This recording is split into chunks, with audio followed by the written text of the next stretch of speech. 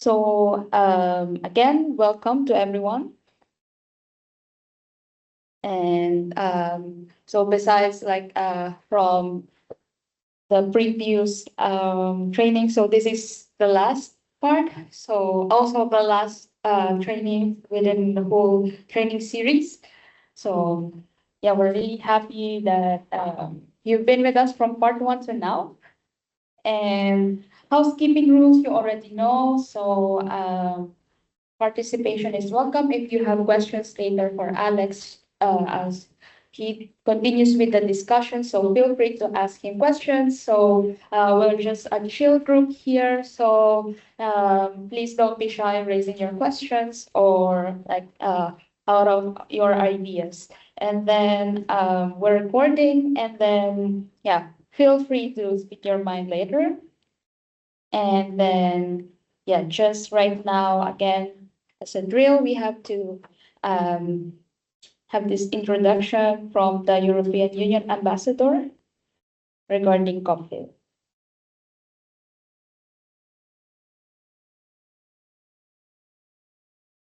Thank you, everyone. As the European Union ambassador to the Philippines, I am very honored to represent the European Union, made of 27 European countries with a shared commitment to Philippines, prosperity, sustainability, and democracy. The European Union is not just a political and economic. It is much more. It is a global partner which values cooperation, inclusivity, human rights. Here in the Philippines, the European Union has been a reliable and consistent partner for over 6 decades, who support a very wide range of initiatives, from promoting peace, good governance, human rights, to enhancing common security in a complex geopolitical context, advancing digital innovation, trade, disaster risk reduction, green economy, and much more. This long-standing partnership reflects our deep commitment to working hand in hand with the Philippines in building a more sustainable, resilient, and inclusive future where no one is left behind. In the Philippines, a country especially prone to hazards and the consequences of climate change, this means supporting initiatives which create real opportunities for communities, foster innovation, build resilience in face of these global challenges. And in this context, the Philippines stands to benefit immensely from the integration of Earth observation technologies. This will strengthen the country's capacity to address climate and hazard-related vulnerabilities and will support biodiversity conservation. I am very proud, therefore, to introduce CopPhil. CopPhil is a unique flagship initiative of the European Union Global Gateway Strategy. It is managed by our team here at the European Union, and it is implemented by the European Space Agency in partnership with the Philippine Space Agency and the Philippine Department of Science and Technology. CopPhil promotes the use of free and open satellite data from Copernicus, the EU Space Program's Earth observation component, through activities including the establishment of an IT infrastructure and Copernicus mirror site for accessing and processing Copernicus satellite data on biodiversity, on forest management, on agriculture, for example. This transfer of data is reinforced by the CopPhil training program, through which we are very excited to cooperate with institutions across the Philippines. These courses build a shared understanding of value and the practical applications of Copernicus satellite data.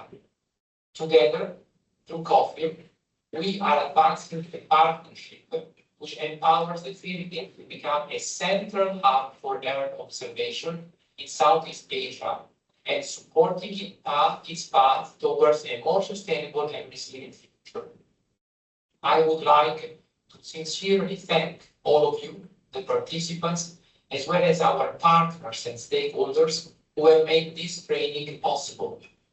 Your dedication, your enthusiasm are the foundation of the CopPhil success, which is a very important joint initiative together with our Philippines counterparts.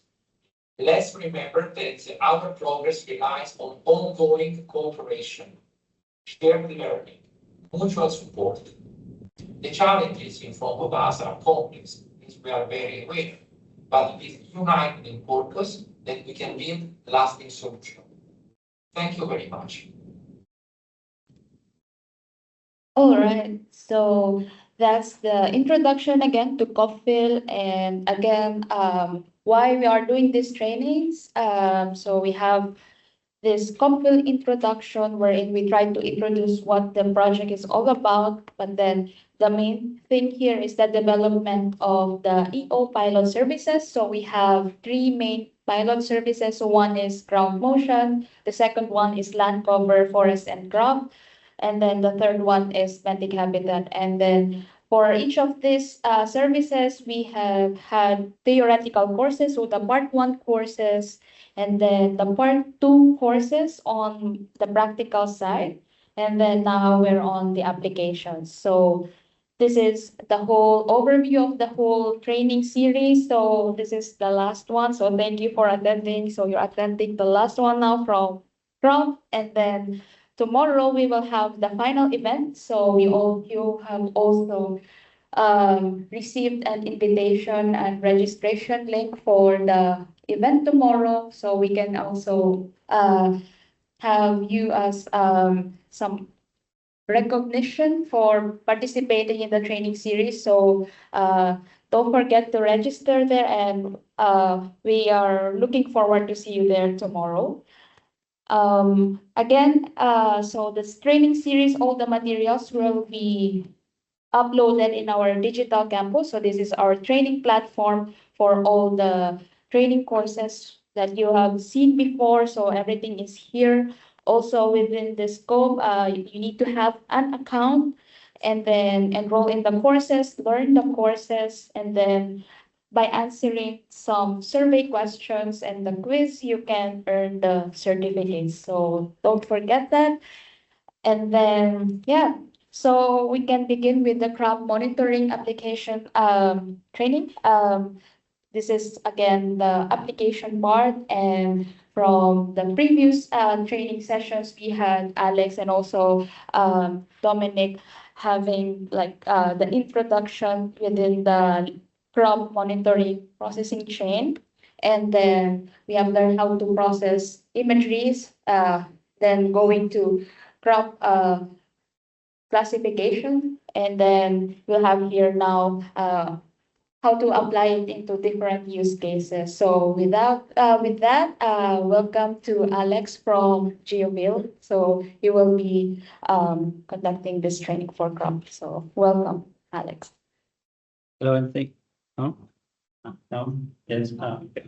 Hello and thank you also from my side. Thanks for the introduction, Carla. So yeah, my name is Alex. I'm representing GeoBuild here, who was responsible for the crop mapping.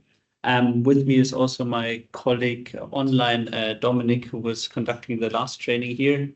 I think it's actually also working without microphone, right? Mario, can you, from the background, is it okay? Okay. I'm usually a loudspeaker anyways. So Dominic is joining online. So he's in the background in case there's more technical questions. So yeah, this is the last part. It's about application. We don't have really a hands-on training, but we have foreseen also really take some time for discussion. So we really encourage you also to raise your hand, ask questions, and yeah, participate to the discussion. I've seen at the registration forms that we have, I think, three institutions here.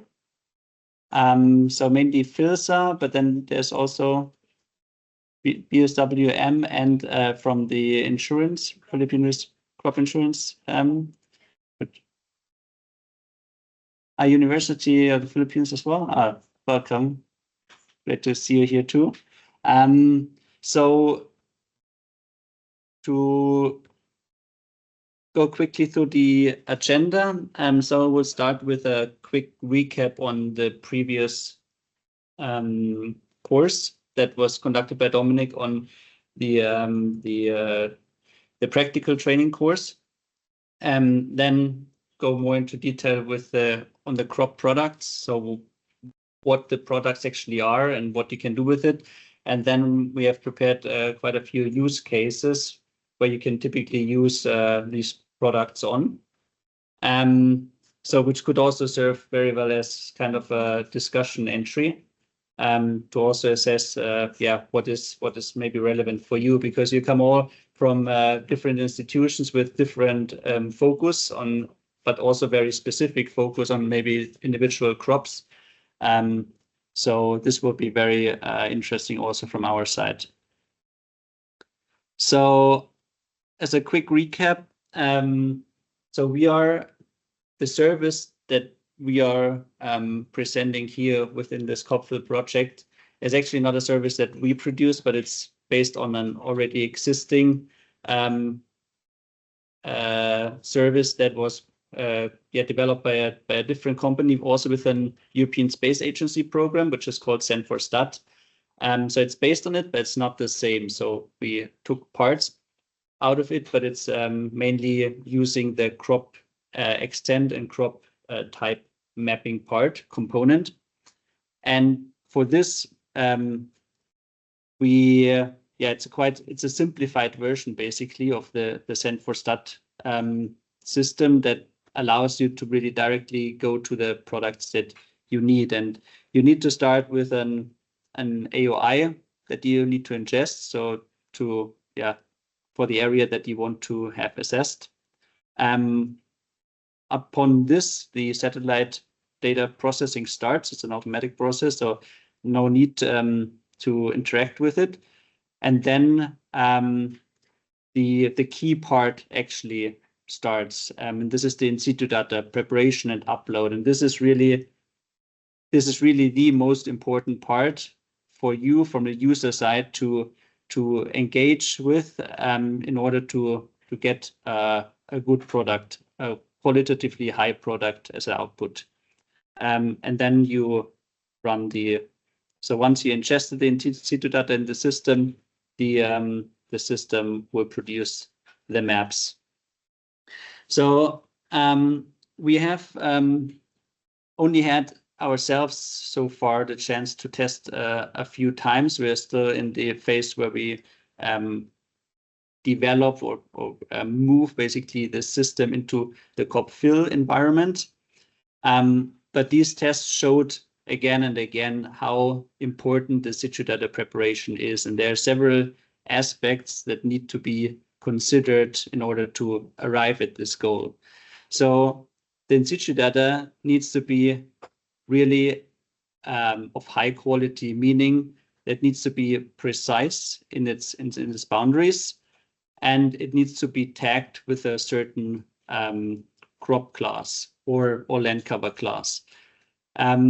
The in situ data itself, it needs to be collected on the ground, or you need to be sure that the location where that you draw basically has this land cover type at this point of time that you are assigning it to, and its in situ data needs to be spread out all over the AOI that you want to choose or that you want to have processed.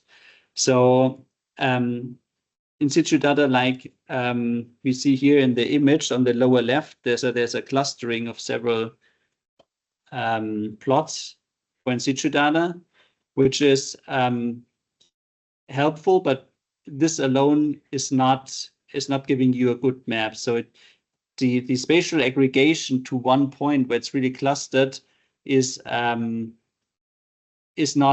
alone ideal for the processing. So you also need to have in situ data here and there all over the AOI. So this is really essential.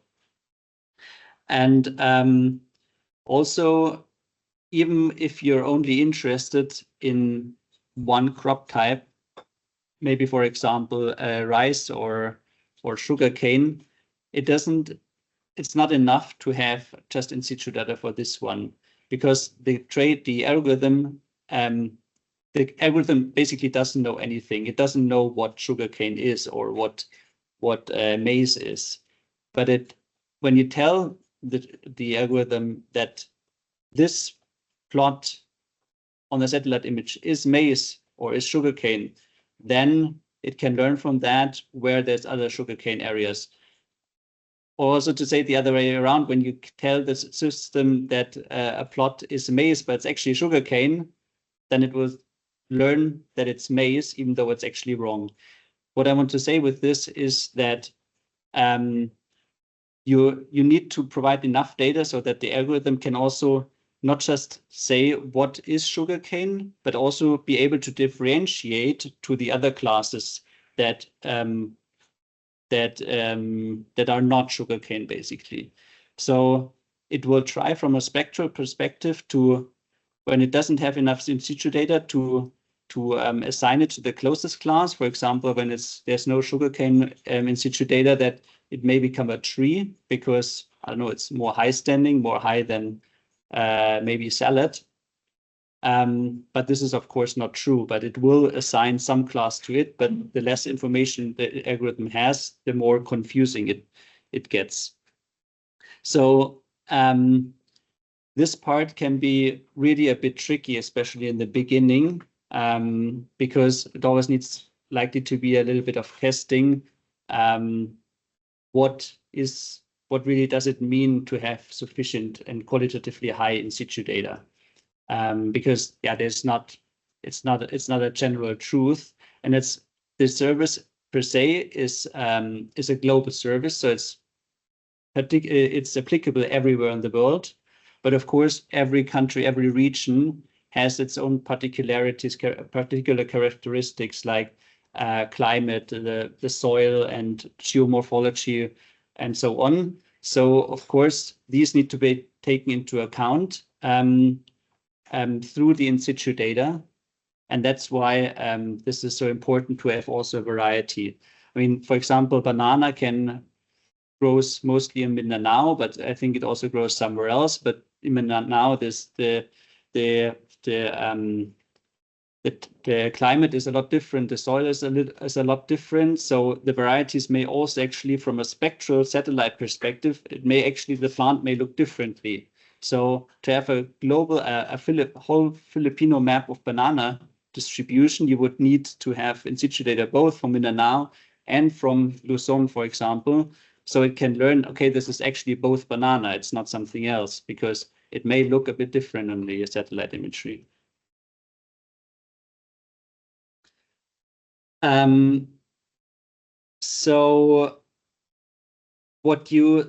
Yes, it's important to assign classes and to have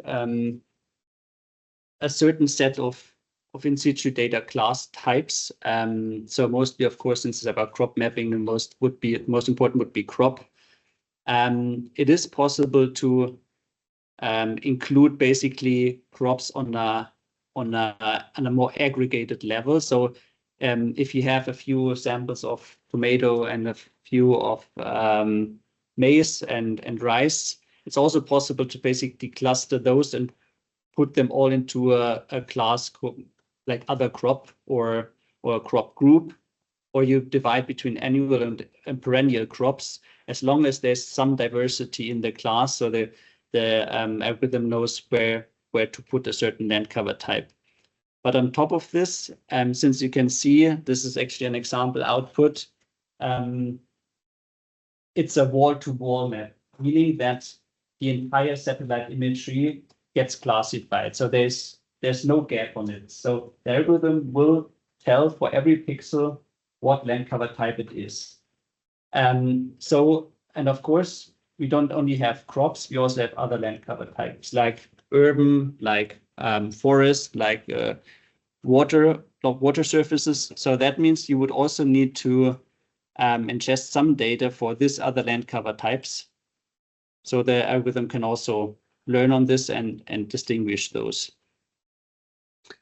And what's also important is, of course, the time frame. So there's this algorithm is based on sentinel imagery. So it's from the European mission based on a 10-meter resolution. And here in the Philippines, there's a satellite overflight every roughly 5 days. So it would be around 6 images per month. There's a lot of cloud cover in the Philippines, so you may not, even with 6 satellite images, you may not actually get enough ground information from the satellite imagery. So you need to extend it to a certain period of time.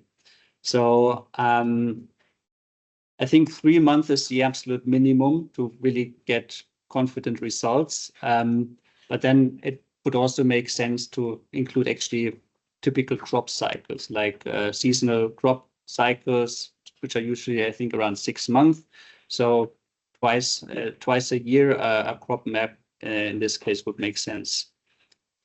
And regarding the in situ data, I quickly mentioned this before. It's also important that the in situ data is collected at the time at those that you want to actually have the map from. So it's not possible to use data that was collected 5 years ago, and then you want to draw a process and an imagery from 2024, because the land cover may not be the same anymore. So you will tell that the algorithm that this was maize 5 years ago, but since the data it is learning on is from 2024, it's not matching anymore. So this is also something to consider.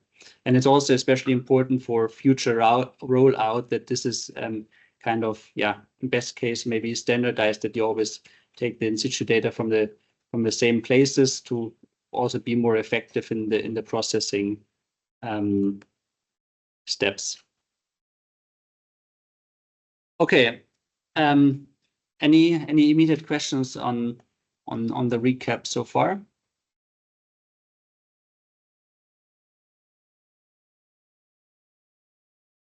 Good. Then I will have a quick dive into the products itself. So we have, as a standard output, there's 3 products. The main and most obvious one is, of course, the crop type map. We have here a number of crop types, but this is just a selection. It can be pretty much everything that you want, as long as there's in situ data from strawberries to oil palms. It could be anything.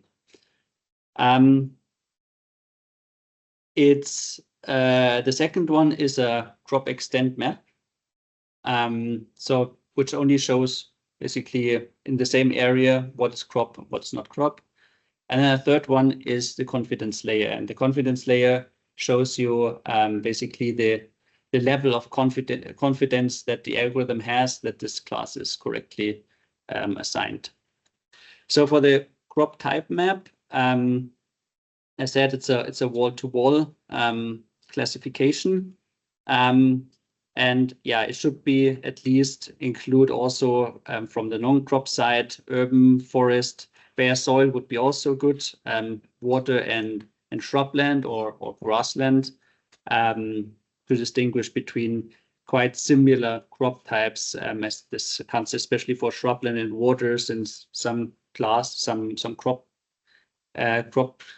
can look like this kind of vegetation type too.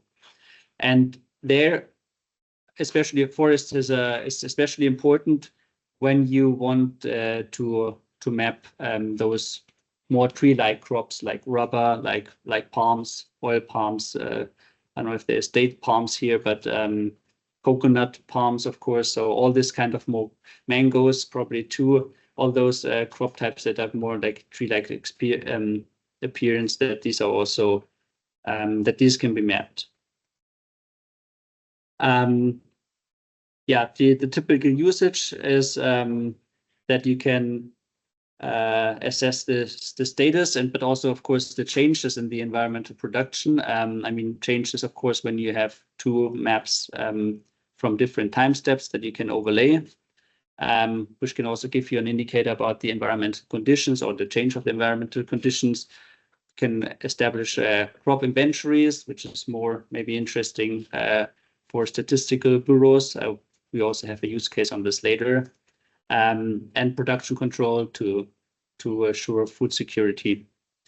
Yeah, benefits I think are quite obvious from a satellite perspective, or satellite generally have the benefit, satellite-based information, that yeah, we have an accurate location because it's it's taken from the same point of visibility all the time, and you can measure the acreage, so the basically the size of the plots or of the crop extent.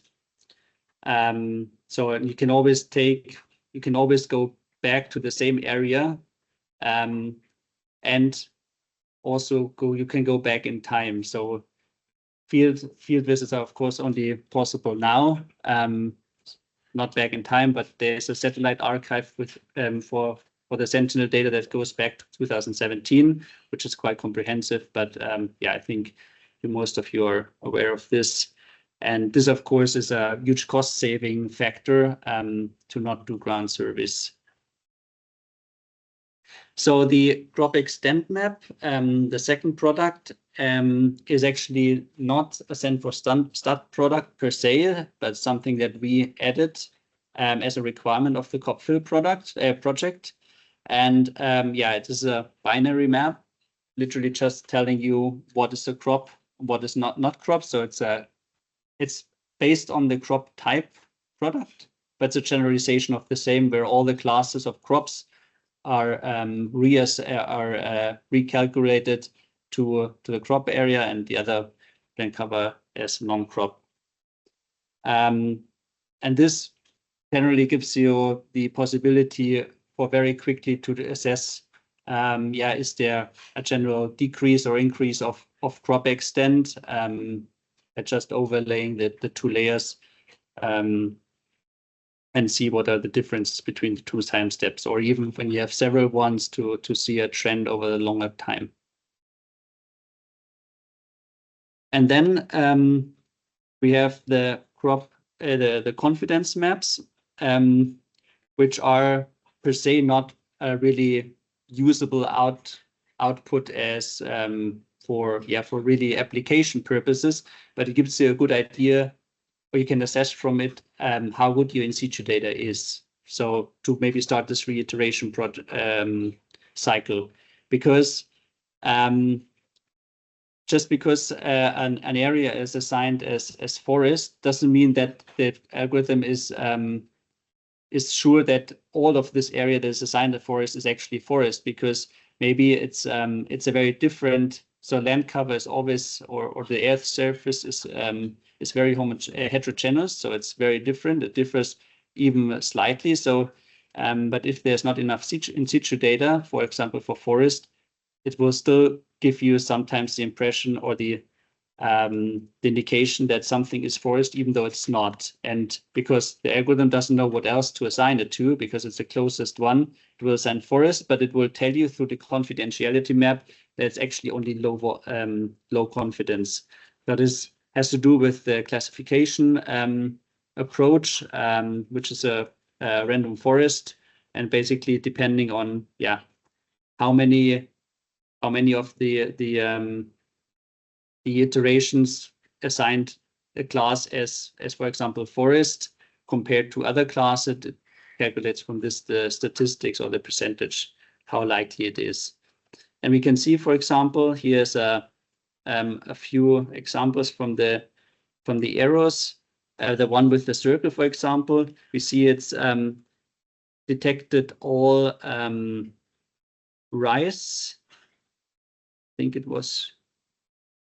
No, it was actually corn. Sorry, the legend is missing here. So it says, for most part within this circle, that it is corn, supposed to be corn, but it also tells you that the confidence is differing a lot. So in the central part, it's quite confident that it's corn. It's a dark blue, but towards the edge, it's actually very inconfident that it's corn. So there, it's very likely it's actually another land cover class, and that it would need more in situ data to better learn what it is. And we can see that also, for example, in the lower in the lower left here, this is an urban area where there's quite high confidence.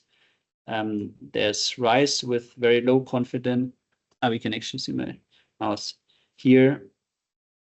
Here we also have a high confidence part, which is also urban. So apparently for urban, there's good in situ data where the algorithm is confident then that this is the correct classification. So yeah, this is really a good indicator to assess. Okay, do I need more in situ data? How well is my in situ data working? Also, very quickly, I want to just mention a few, of course, limitations. There's limitations to all applications regarding Earth observation and satellite-based assessment. One is, of course, always, I mean, Sentinel is a very good sensor with 10 meter, which is freely available. So it's a lot better than, for example, Landsat at 30 meter. But of course, it has its limit with 10 meters. There is the smaller the size of a individual land cover is, the lesser, of course, the information is you can extract from it, and the more difficult it is to assign a class to it. Then in agriculture for crop monitoring, of course, crops are highly the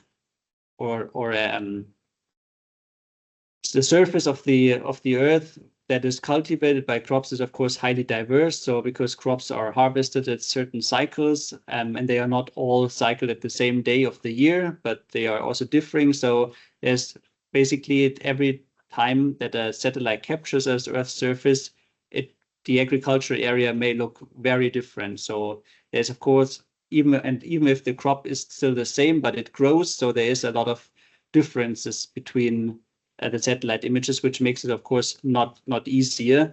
But then the algorithm was designed for it, so it takes into account, but still it can be at times a limitation, especially when you catch it just at the time when there's actually a crop rotation happening, meaning that a farmer was producing wheat during one season and sugarcane in the next. So it's two completely different crops.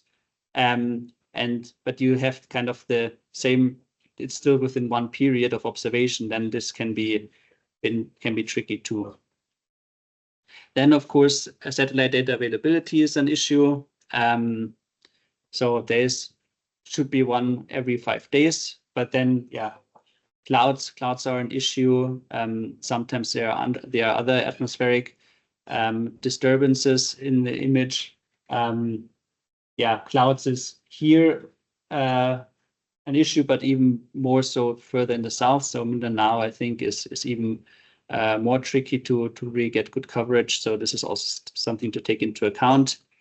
Then, like I said, class confusion. So especially between trees and forests with crop-like crop-like trees like palm and rubber.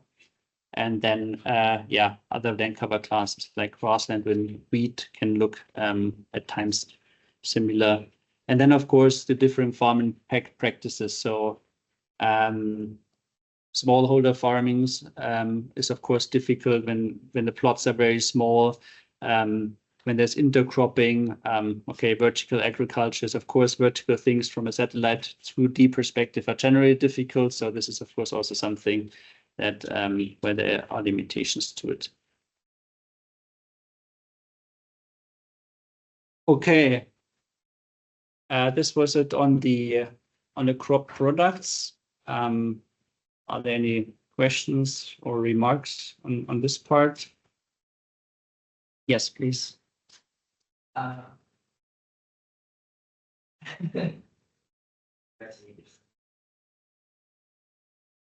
How does the algorithm handle the tiles? How does it process the tiles? I believe in the past sessions was discussed that processing the tiles depending on the view. So if I have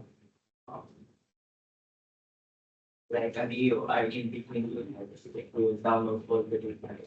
those figures and not missing. Yes, yes. Then the model is applied to each separate part.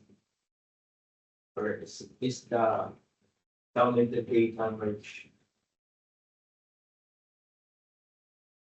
This is actually a good question that probably Dominic can answer. Dominic, do you hear me? Yeah, I hear you. I didn't quite hear the question properly.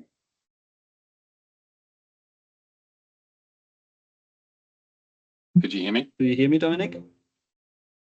Yeah, He's muted. No, no. no? Maybe your speaker's off. Okay, so why is there no voice? No. Is it because that is this?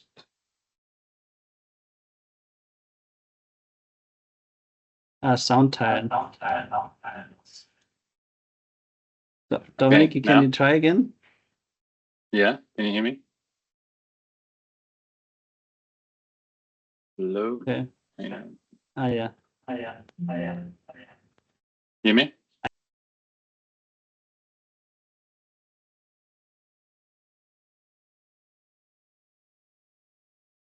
Hello?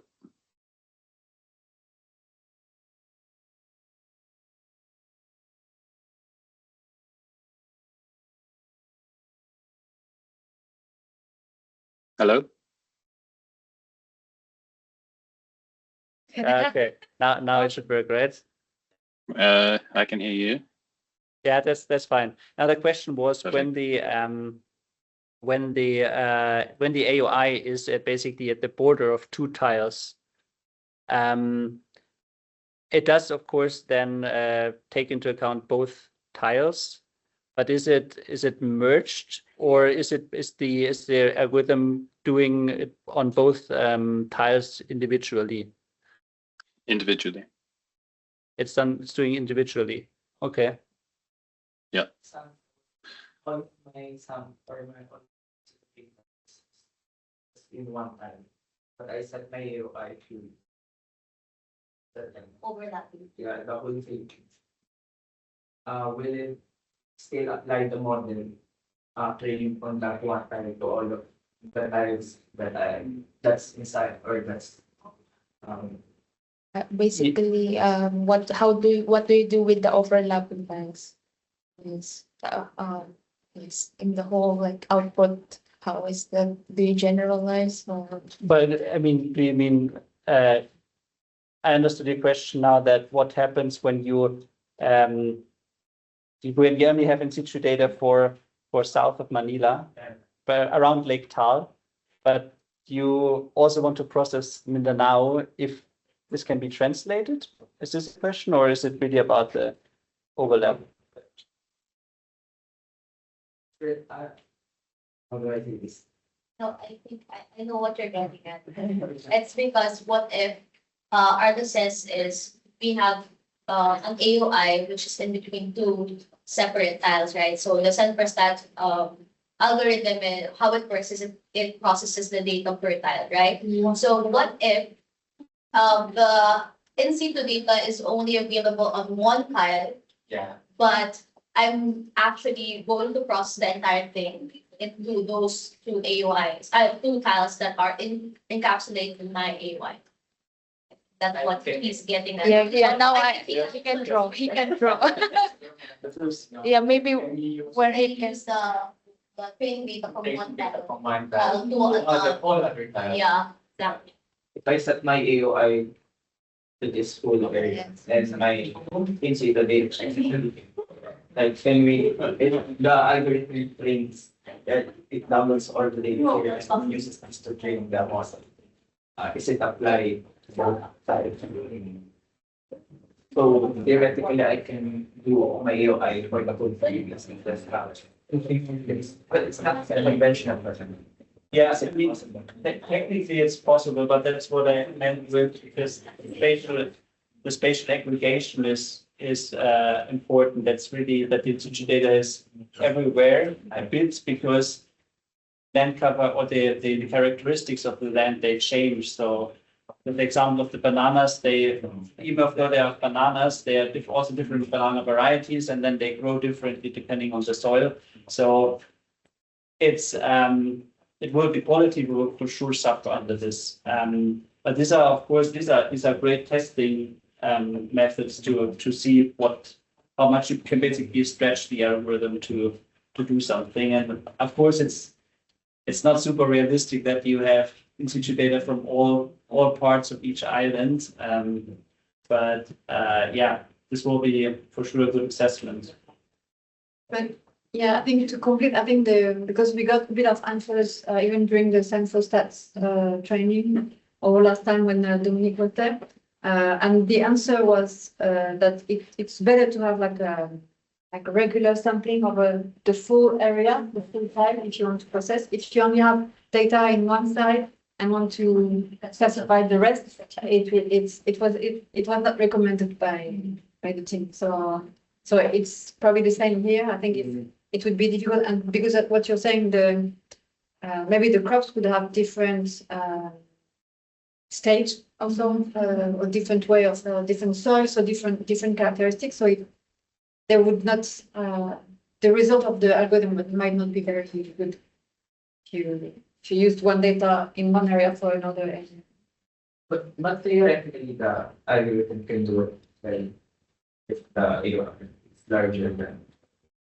The large distribution.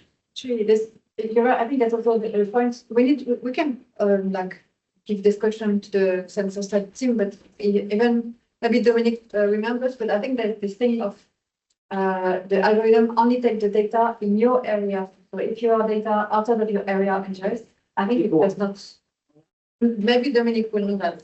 Yeah, this is actually also something where, because we got, for example, great in situ data from that's not the other way. So we had basically our test areas, which is around central Luzon and eastern Mindanao, and we got in situ data from the central Visayas, which we couldn't use because the algorithm take it off. Yeah, you can't take it from a place outside of your AOI to train the AI. This is unfortunately not possible. I think it would be useful for adjacent tiles that North Luzon is generally has the same swinging crops for one area that's a bit sliced by two tiles. Might be helpful. Expanding your Yeah. area of interest to include the data. Yeah, this is of course always the option then that you just expand the area. And then, I mean, of course, there's then maybe a higher uncertainty because you add more variety of land cover, but at least some more training data is included. So given that we're monitoring the whole Philippines, how large is the recommended AOI, and how many training data is recommended to have a higher confidence output? well, this is always difficult to answer in specific numbers. But I think the general rule of thumb is the more the better. I mean, generally the Philippines, it's a lot of tiles, so it will also be a very large processing effort. I think, yeah, as a user, this probably also needs to be coordinated with the operator of the service because those are huge costs. But yeah, from a in situ data point perspective, I mean, I think, yeah, per crop type, I think we were using for one tile maybe 50 crops would be good for one tile. But of course, when those 50 are spread out over the Philippines, this may be also already better than it was if it was 50 within one tile, and then you have 30 other tiles somewhere in the Philippines that don't have any in situ data. So this is not ideal. But these are all these kind of questions that we didn't manage to test ourselves yet. So partly because the system is not there, but partly also because yeah, there's often not enough in situ data to compare it against. these would be interesting questions to answer in the future. Certainly, I think I understand why it's such a crucial question because for before proposing for an activity here in the province, you need to really put how many areas you're going to assess. So we need to put in like 300 points in our proposals before we can really before we can pass through. So maybe we could start with a large number for doing field data collection, 1,000 points per one time, and we can test out in the first round how much is robust for this. Yeah, I think, and there is also what I mentioned earlier. It may be good to think about having an effective approach by identifying typical good locations where you say, okay, every year or every season I go to this location and collect this point, depending on or no matter what the lane cover is there, or that you have basically kind of a point network where you always use the same that you always use and collect the data from. So if you're sure that it's always spread out, that you always get the data and then have a more standardized approach, because it will be very intensive still to go in the field and collect this data. Or maybe, I don't know, if webcams could be also an option. That is of course then even easier to say when you have a timestamp and just take a picture, or someone just takes the farmers take a picture and send it somewhere. Also, it's just in science. So the main purpose the Sen4Stat system was actually developed was to support national statistic agencies in their work to do yearly assessments of the country's productivity and development. So in this, the crop type map, the main outcome can support this use case, because you can do a total count of the overall area in a certain AOI. You can theoretically detect the fields, the number of fields. Of course, there you need more the field boundaries that could be also with some operations be extracted. Or, for example, then also the average field size. So there's a lot of statistical information that you could derive, not really necessarily from this primary output, but after modification, after manipulation of that output to derive further information from. Like here, this is basically a fake example, but from the state of Tyrol, where my company is located, we can then assess, okay, the total number of hectares for wheat production compared to, for example, soy, which is a lot lower, or corn. And then, of course, you can also compare this along the years, how this development is. One very frequent practice, especially in Europe, for agriculture. So I'm really sorry that I'm not super familiar with the Filipino agricultural practices. So it would be interesting to hear from you if this is also the case in the Philippines. But in Europe, there's often those periods of fallow land. So agricultural fields which are not cultivated for one or several seasons. So they lay there as bare soil. Usually then there's grass growing on them. And the purpose of that is that the soil can recover, so it can regain nutrients. Usually there's clover then growing on it, and that has a high nitrogen content, I believe. So to enrich the soil again, so that there's the soil doesn't dry out completely. In some cases, it's kind of obligatory to do that. And then national agencies and national agricultural agencies actually assess this, because there's oftentimes and also a subvention, so monetary compensation associated with this. And so in order to grant this to a farmer, it needs to be proven that the farmer complied with the regulations for this monetary compensation. But another use case for this could, of course, also be that for areas of low rural development, there's, for example, especially in Eastern Germany, for example, there's rural development is rather low, so people actually move away from there. You could also assess if there's more and more fallow land because land is just not it's not cultivated anymore, because people are not interested in agriculture more. It's maybe not really sustainable anymore, financially sustainable anymore for the people, and they move away. So this is, but then of course also at some degree it can be a risk to food security. So there's also a way for agencies to monitor and intervene then on this, because this of course can be stimulated again with subventions and so on. So this could be also a use case.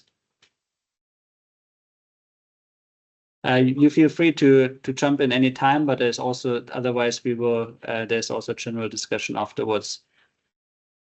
Then a typical one where geospatial analysis is very helpful generally on all applications is by including other layers. And one is, for example, in the crop domain, the market accessibility.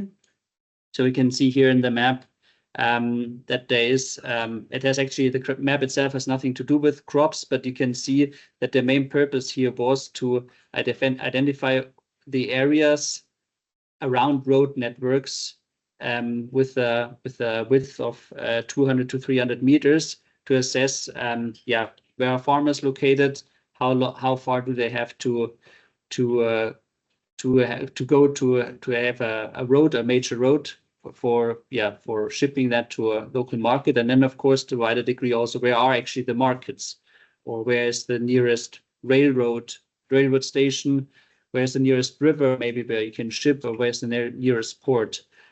This may be less important for the farmers, but then for a larger scale, for export crops, it may actually be important where is the next port, how it can be distributed, or most effectively and cost efficiently actually bring this food to the port, or where is it where does it make most sense to actually grow certain products depending what their reach needs to be, or where do we need to build a port because there's a high demand for exporting, for example, bananas.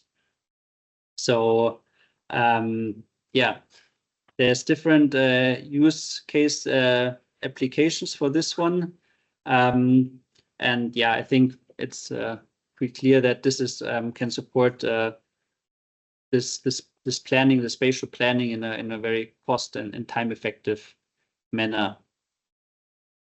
And even more so, coming back to the follow one, then also, of course, support the growth of also rural and lesser developed regions that have so far poor accessibility to markets. Another typical use case is, of course, the change map. So one of the strong advantages of EO that we can look at different time steps and all in the past, so you can assess, okay, how did the Earth actually develop? And by overlaying two crop type maps, you can check for the permanent changes. So meaning that it's not just between two time steps, but more if something persists to be, or if a change persists, for example, when fields have been actually taken away because something was constructed on it. So there was a change in this example from cornfields to an urban area because maybe a warehouse was constructed there next to the road. So this per se is important, but it's of course also on a larger scale, then important again to see what's the loss of agricultural land generally. I mean, in especially in Austria, we have a super high degree of soil sealing. There's soil loss. Really, it's very, very challenging. That especially because when good soils, when very nutrient-rich soils are basically flattened and condensed to asphalt, which is it's a shame, but then they build parking lots on it. So this is, of course, on a larger scale, when this is assessed, this can be very helpful to also counteract that, to say, to do regulations. Okay, no, parking lots cannot be just constructed anywhere, because this is soil that can be better used actually for producing high value crops.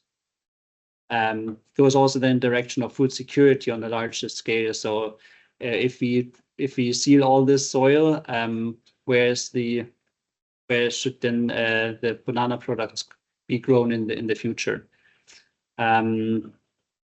Or when there's a change of a very diverse crop parceling to more and more of the same crop. Like, so there's a trend to monoculture, which is also can be risky, because large monocultures are more inclined to have pests or diseases.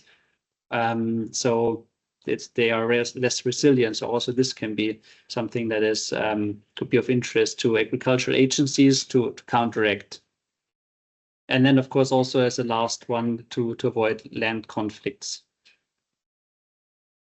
Similar to this is basically not the permanent change, but the seasonal change. So crop sequence mapping. This is a little bit similar to the follow land example from before. So it's also possible to make to have both an efficient cultivation practice, but also an enriching one by changing the crop type over a season. For example, we have here so this is actually more like follow land from grass to corn and backwards. But maybe on one season we have tomato growing it, on the next one there's salad growing in. They have different requirements of the soil. Some also give something back to the soil. So this can be also actually enriching, or maybe it's also not possible that the same crop is grown twice on the same soil, because it needs to be reestablished. So also this can be interesting.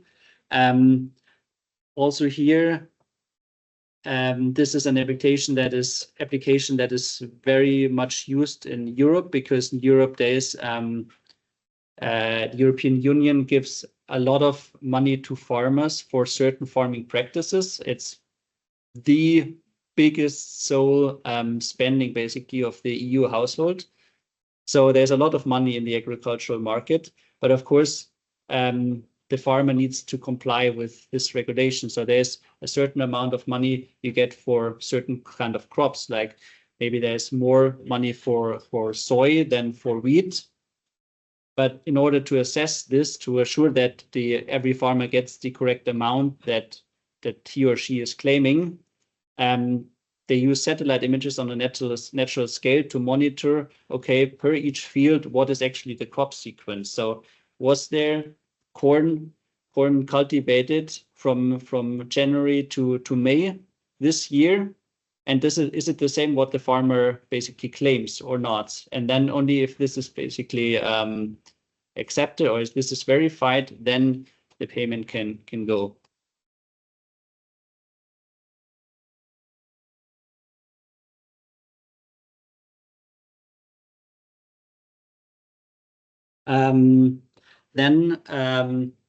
This is maybe not less of a particular use case, but something that is generally recommended is the comparison of this data set, for example, with other ones. We have here the rice map from PhilRice, which is of course always interesting to see. What did PhilRice map? I don't know if there's someone from PhilRice here. I believe not today. So we had specific talks with Phil Rice and Prism in the past, and also comparing the approaches that we both used. And yeah, it can be very cross-fertilizing, comparing the products and also use inputs from one to the other, because yeah, in satellite, in Earth observation, no approach is the perfect one, and all approaches have their advantages and disadvantages. So because still only by the fact that we are using different sensors, so the Senforstat is entirely based at this stage on optical imagery, so only Sentinel-2, whereas Phil Rice only uses SAR imagery so far.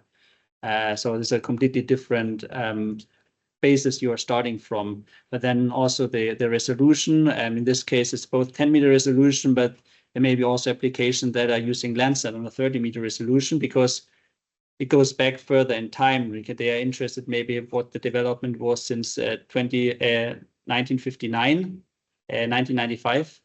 So for the past 30 years, which of course Sentinel cannot provide. So there's the advantage, you can go back more in time, but of course the resolution is less.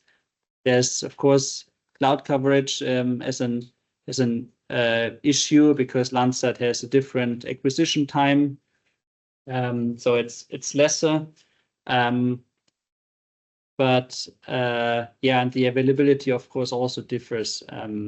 So it's yeah, there's factors that can influence this. And then of course there's different methodologies, like in the Senforstat, it's using random forest, but it can be also like more deep learning models that other services use, and therefore produce a different outcome just because of the methodology.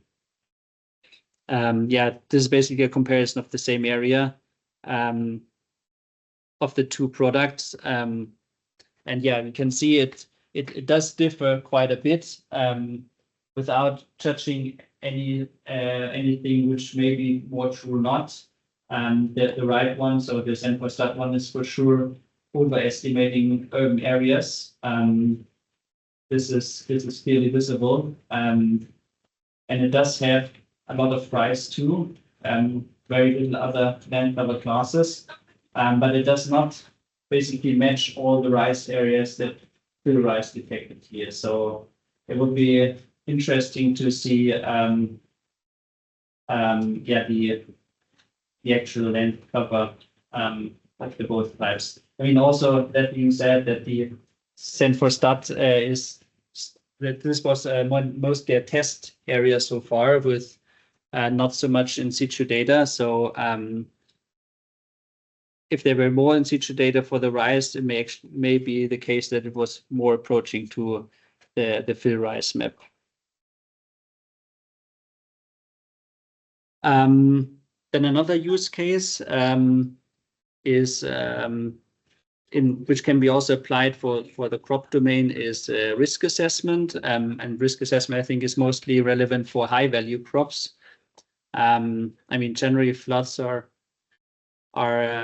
likely to increase more with climate change. And from an EO perspective, yeah, this can be, but risk map can be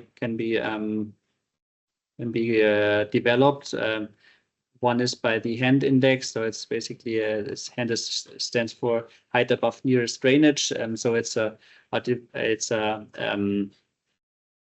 an estimation of potential flood extent through the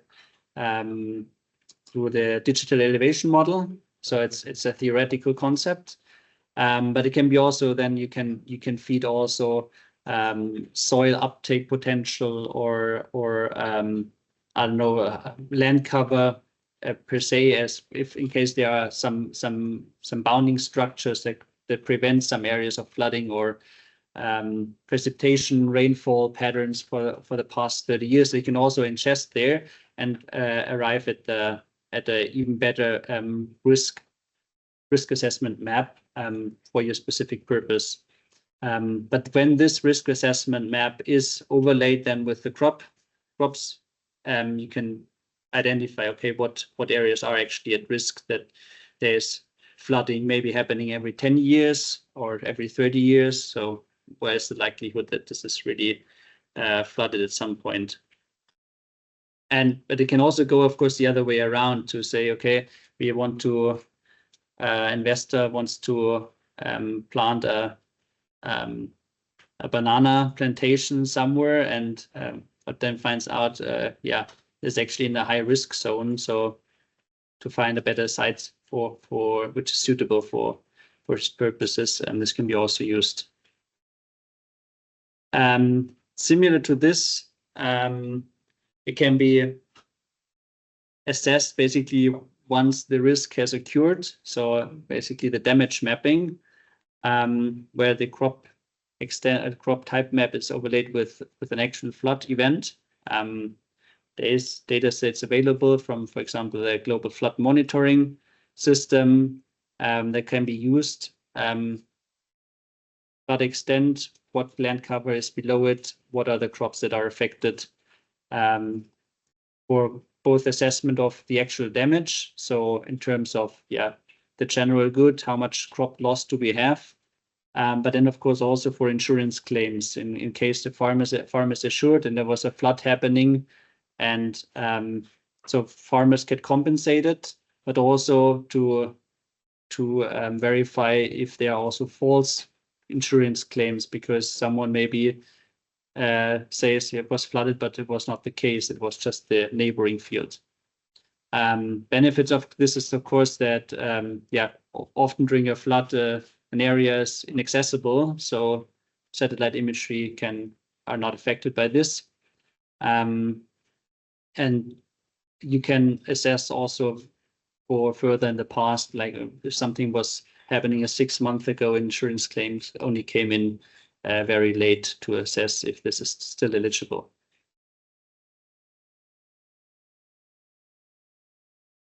And I think this is the last one. So also interesting use case, the farming impact on ecosystem services, where we also have a crop map overlaid with yeah, other information basically on, for example, protected areas, ecosystem, biodiversity hotspot, river networks or such, where it can be checked, okay, is there a certain tendency in the land cover development that poses a risk on the natural vegetation, on the biodiversity? Use case from Europe, for example, is there a highly cultivated land along rivers where there's the risk that a lot of nutrients or fertilizers are flowing into, or pesticides are flowing into the river, which of course is impacting highly the biodiversity in the river. Is there general habitat destruction? And also what's happening more in Europe, that there's because Europe is very or let's take the example of Germany. It's highly urbanized, so there's a lot of networks, river networks, road networks, railway networks intersecting the entire landscape. So there's very few corridors for wildlife anymore. And yeah, when wildlife traverses roads, railways, they often die because there's a lot of traffic on it. So also to assess where are the wildlife corridors, where do we need to provide more safe travels basically for wildlife through constant corridors. Also between fields, for example, hedgerows between fields, that wildlife can actually exist there. It's not just a huge monocultural area, but small islands of biodiversity basically within those fields, which can also be already very beneficial both for what the wildlife itself, but of course also for the farming practices, because a lot of fields, a lot of crops depend on pollinators, for example. But if you don't give them kind of a habitat to live to, then they will decrease. I think this is the last one. So this is really about is a little bit similar to some of the previous ones, but really then the next step, ecosystem degradation, where you can assess on a large scale also, especially, okay, what is actually happening, for example, in remote places. Examples, Amazonia, where there's very, very far away places where no one comes across usually, but you can see that very huge areas are deforested to for production of soy, oftentimes also illegal, but because when no one is there to claim, then there's no prosecutor. So also here this Earth observation component and the Senfrostat can help by identifying, okay, where did new fields appear, for example, in the forest. So we have in the dark green here forest. Here's a little bit of grass, shrubland, both, let's say, highly biodiversity rich, but it was cut down, and instead oil palms were created, and enlarging the oil palm areas near to it. So yeah, this may, since there's no road network nearby, this may have not been noticed otherwise. So this is where an application can be very, very helpful, especially when it's illegal and not governmental overseen.